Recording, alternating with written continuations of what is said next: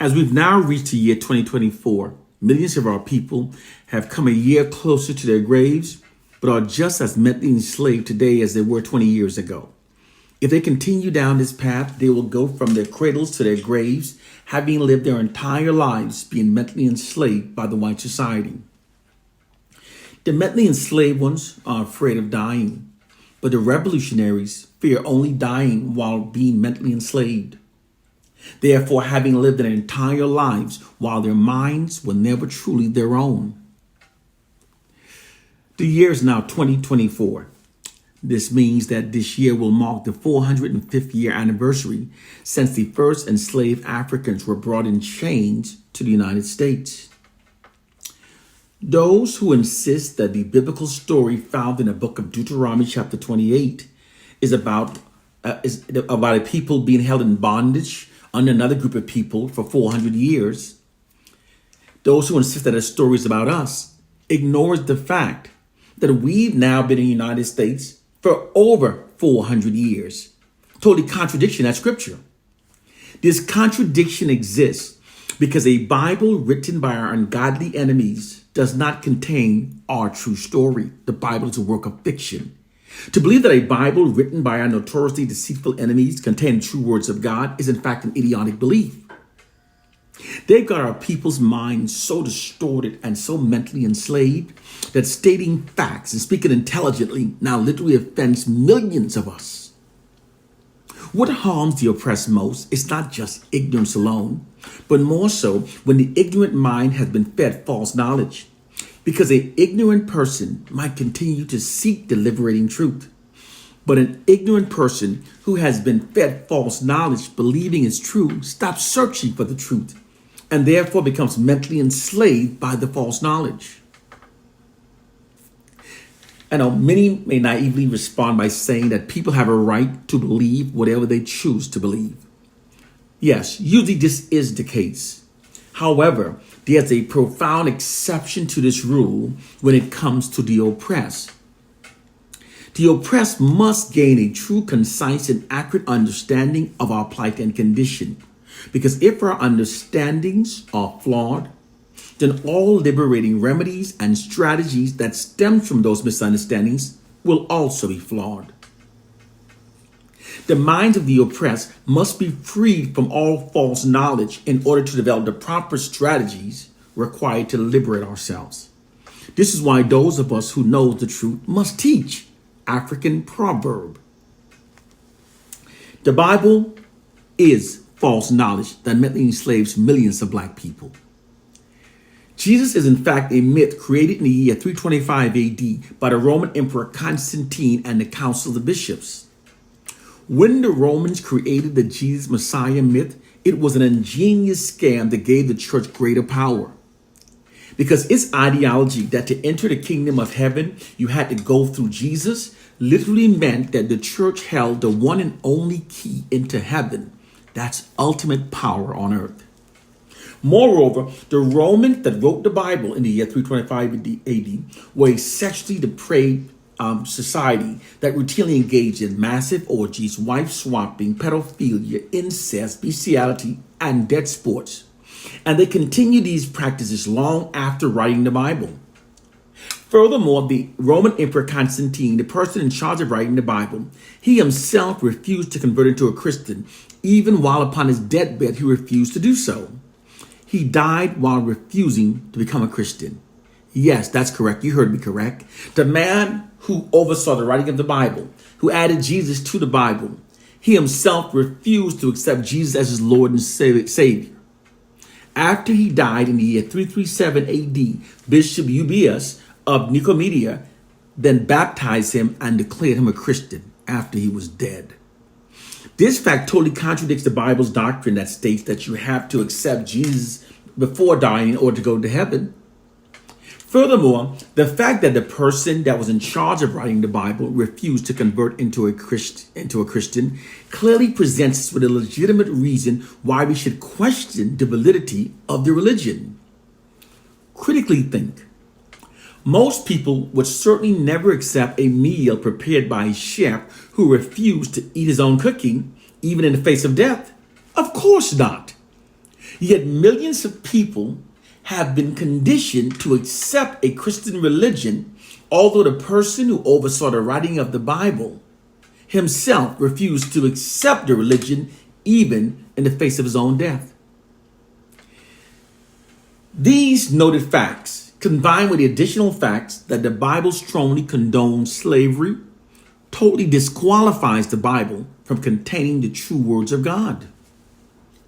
Furthermore, if the Bible truly contained the empowering words of God, it would have been kept as far away as possible from our enslaved ancestors, instead of brutally forced upon them as it in fact was.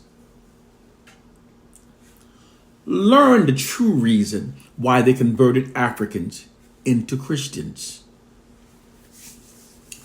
The early white Christians' conversion of Africans into their religion had nothing whatsoever to do with saving African souls so that Africans may join them in heaven during the afterlife.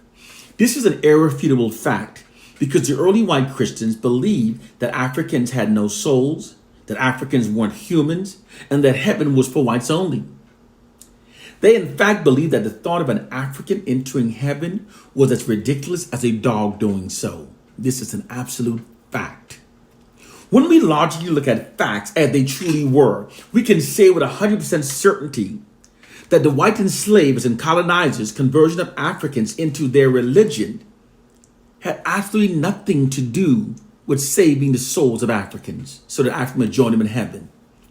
There was another self-serving reason why these racist enslavers and colonizers put their times and synergy into teaching Christianity to a people they otherwise treated so brutally.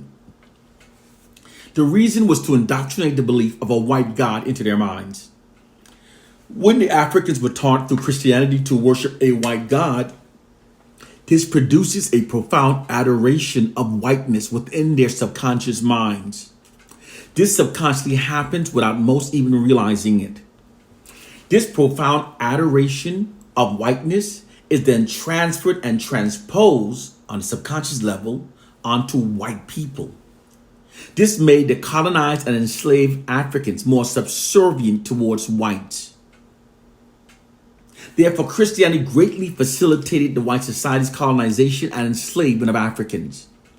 The effects of that white revering brainwashing scheme, first implemented over 400 years ago, has been left uncorrected and unremoved for generations. First they fooled us, now we fool ourselves.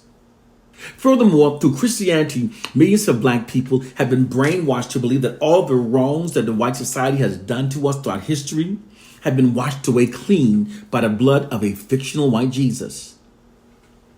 Africans were also brutally forced to become Christians, and then his doctrine was used to compel Africans to forgive the white society for the brutalities they inflicted upon us, as the religion dictates we do. Note, the white society never actually repented for their evil deeds committed against black people. They merely insisted that black people, as good Christians, forgive them as their doctrine teaches. Furthermore, by teaching black people that a white God sent down his white son to earth to die for us makes millions of black people feel indebted to the white society. Christianity has proven itself as being history's most successful propaganda tool, used for manipulating the minds of black people to think in a way that serves the white society. Many black Christians insist that Christianity was originally practiced by black people in Ethiopia. However, in reality, the Roman Emperor Constantine created the false religion in the year 325 AD. Christianity did not become the official religion of Ethiopia until the reign of King Ezana in the year 341 AD. That's 16 years after the Romans created the false religion. Christianity is not the belief system practiced by we Africans before the year 325 AD. The Bible is false knowledge that mentally enslaves millions of black people. Don't dispute verifiable facts for lies you've been misled to believe. Doing so will keep you mentally enslaved by the white society. Many African Americans have also been fed the false knowledge that we made the N-word ours and that using it now empowers us. The narrative that we African Americans made the N-word ours and that using it empowers us are false narratives created by white propagandists. Those false narratives are believed and are repeated by those of us that are ignorant, naive, and gullible. These types of black people are always the easiest victim of the white society's fraudulent propaganda campaigns. A speaker of truth has no friends. African Proverbs. It was actually white oppressive forces that socially engineered millions of us to self-identify ourselves as niggers through negative media social engineering. Most people naively believe that the media reflects our reality, but in truth, it is more often we that imitate what we see and learn from the media. A group's identity is shaped by how they repeatedly see themselves being depicted within the mainstream media. People often become those derogatory media depictions of themselves that they accept as being their reality. Therefore, those who control the people's media images literally are able to control and steer their culture. It's a true science known as media social engineering. Because the white society controls the media images of African Americans, this allows white oppressive forces to negatively steer and shape our culture without us even realizing it. Black youth often becomes the white media's derogatory media depictions of ourselves that we've accepted as being our reality. It was in fact through this media social engineering process that millions of African Americans were made to call ourselves niggers. It was initially started through the black exploitation films beginning during the 1960s. The nigger programming is now being constantly reapplied and reinforced through the white-controlled hip-hop industry. The reason why they use the media to socially engineer us to call ourselves niggers is because to subjugate and control a targeted population, the first step is to neutralize their alpha males, aka those possessing warrior spirits. These are the males that are psychologically wired to protect their females and their communities. White social scientists neutralize alpha males by socially engineering millions to self-identify ourselves as niggers. They did this because words, when repeated often enough, have immense power over the subconscious mind. Repeated words shapes our thoughts, and our thoughts held long enough by words repeated often enough becomes a belief. A belief then becomes our biology. We psychologically become the words that we repeatedly call ourselves. It's why men that call themselves thugs are more likely to engage into a fight than to avoid one. It's also why women that proclaim themselves as being bitches often become stubbornly unreasonable. We psychologically become the words we repeatedly call ourselves. We function based upon those words. It's a psychological phenomenon that white social scientists have thoroughly researched. When we repeatedly call ourselves niggers, this psychologically conditions us to perceive ourselves through a false inherent subordinate identity that makes us lesser likely to stand up against the white establishment. It's a mental attitude that includes feelings of inferiority that aids the white society in maintaining its social dominance over us. Calling each other niggers also causes us to dehumanize each other. This makes it much easier to mistreat and even kill each other. This is a fact that the military has known for many centuries.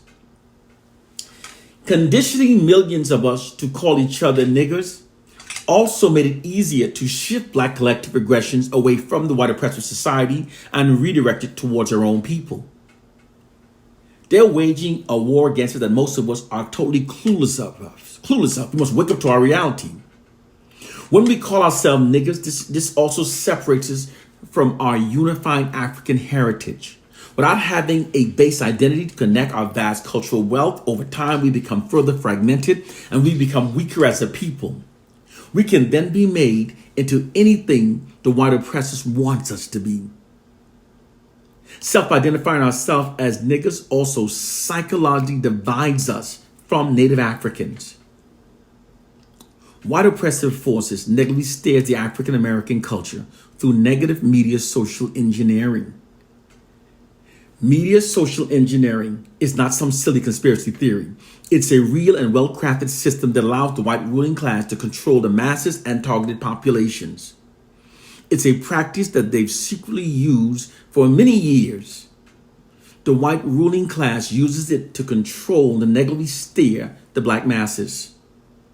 The white media has always represented a tyranny of the white society's power over black people. We African Americans are more susceptible to media social engineering because we've been totally stripped of our true identity and culture during slavery. People stripped of their true identity and culture are more susceptible to media social engineering. The narrative that we African Americans are not from Africa is also false knowledge.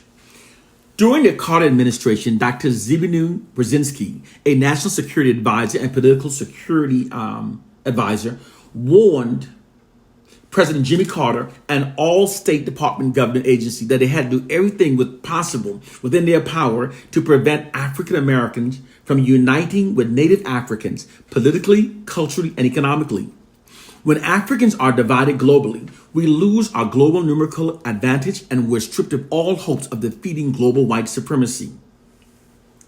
Keeping Africans divided globally allows the white society to continue its exploitation of Africans' natural resources without any global black resistance. The white society's exploitation of Africans has provided with an era of which it has flourished most throughout history. To allow this era to end would be directly against the interests of the white society. This resulted in the white society deploying many fraudulent propaganda campaigns that keeps us Africans divided globally. This included the "We Africans are not from Africa" propaganda campaign, that we African Americans are not from Africa. However, we African Americans are in fact from Africa. Countless millions of DNA testings have proven this fact.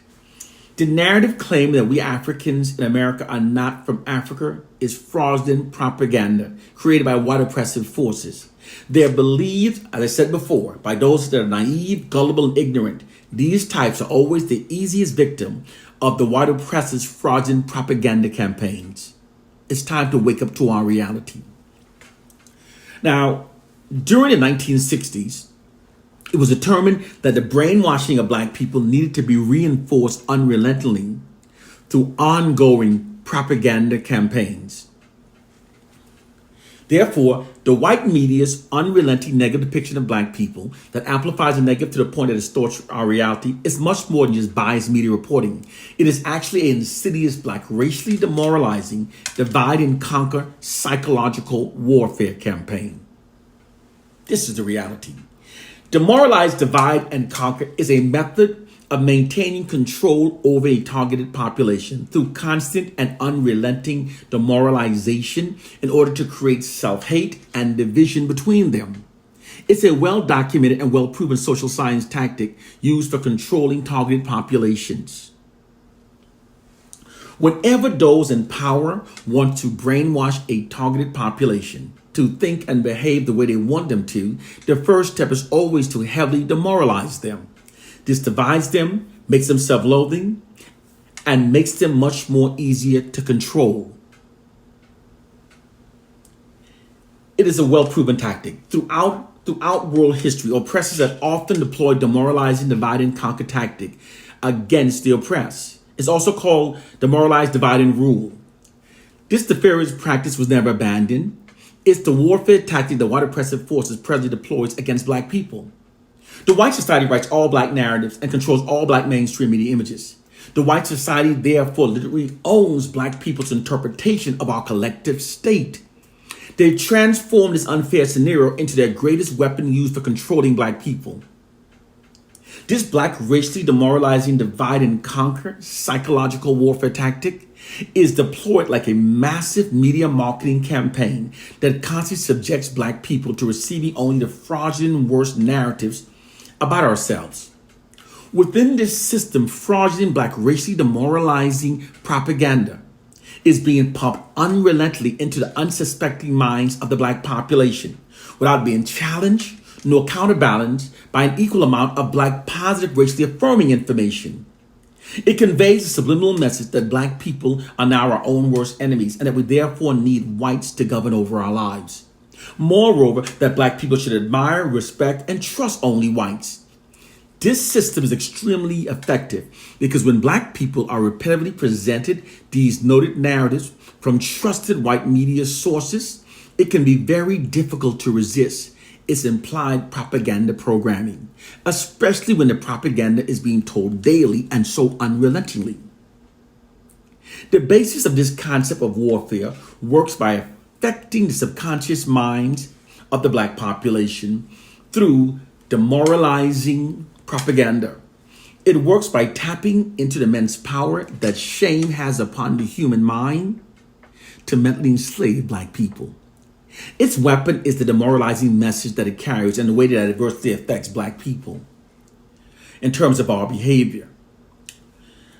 With time being unable to refute the constant negative information about ourselves, many black people eventually come to accept it. And this causes many of us to become resentful towards our own people. You know, we say, damn, why can't I act together? Why can't I shit together? You know, and it causes division, it causes self-hatred, and it turns black collective aggressions away from the white society and redirects it towards our own people. This is why many black people walk around speaking negatively about our race all the time. In fact, you meet more black people speaking negatively about our own race than we do against white people.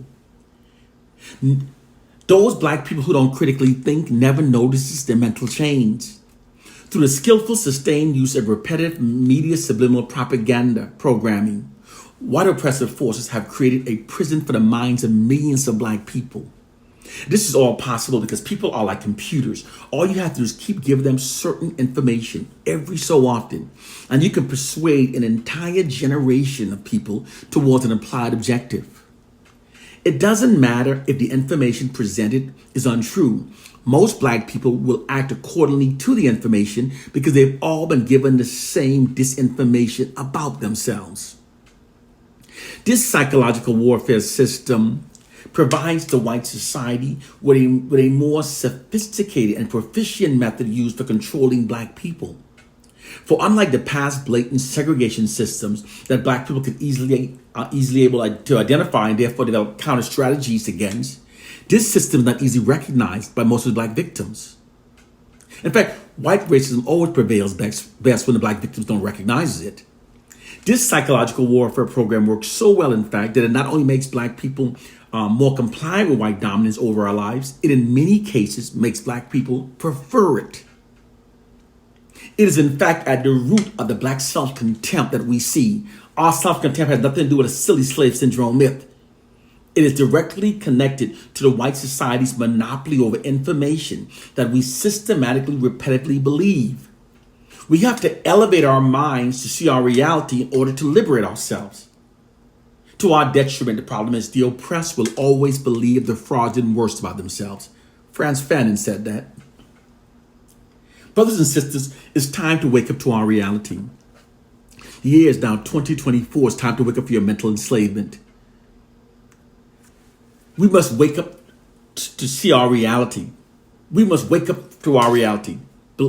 And mental slavery is the worst form of slavery because it gives you the illusion of freedom. It makes you trust, love, and defend your oppressors while making you hate your own people and making enemies of those who try to free you or to free your mind from your mental enslavement. Brothers and sisters, if you're still thinking we've now been in America for 405 years, if after all this time you're still thinking our plots connected to a Bible written by our enemies, or that we're being controlled by a silly slave syndrome myth, you are among the mentally enslaved. And you are in fact a part of the problem that keeps our people mentally enslaved. It's time to elevate your minds and learn the true nefarious social science tactics that are being deployed by the white society to facilitate their ongoing long-term oppression of black people. Wake up to our reality. Wake up to our reality.